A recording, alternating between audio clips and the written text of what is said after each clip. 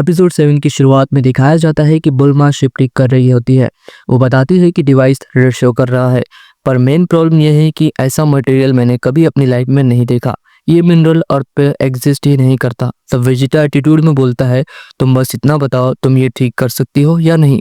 बुल्मा उस पर चिल्लाते हुए कहती है, तो मैं क्या कर सकती हूँ?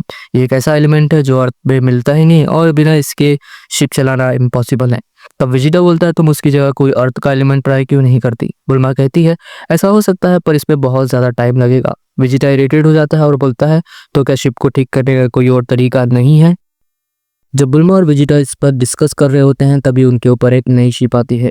दोनों हैरान होते हैं कि ये शिप किसका है, क्योंकि अब वो किसी पर ट्रस्ट नहीं कर सकते। वेजिटा बुल्मा को प्रोटेक्ट करने के लिए उसके आगे आ जाता है।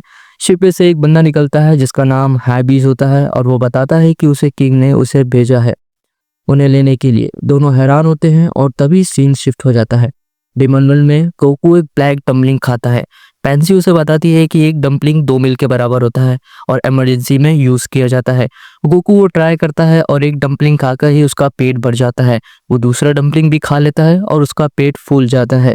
पेंसी इरिटेट होकर कहती है, मैंने तुमसे कहा था कि एक डम्पलिंग 2 मील्स के बराबर होता है, तुम मेरी बात सुन भी रहे हो? गोकू अपने यूजुअल बच्चों जैसी हरकतों से सबको चौंकाता रहता है। डेमन वर्ल्ड के सीन के बाद दिखाया जाता है कि हाई बीज बुल्मा और वेजिटा को लेकर जा रहा होता है।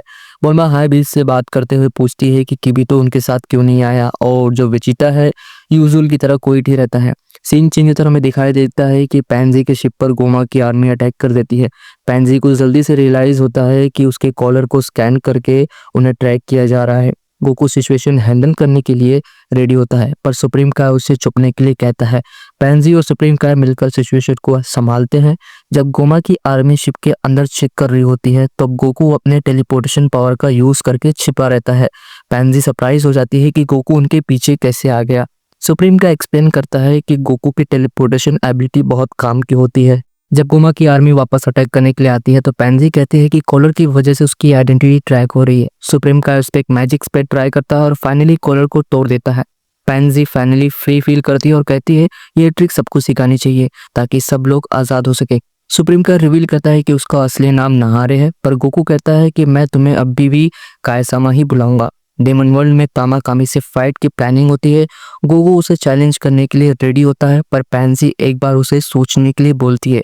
पर गोकू कहता है, मुझे तामा कामी को हराना ही है और मुझे किसी की वार्निंग की जरूरत नहीं है। और एपिसोड यहीं पे एंड हो जाता है।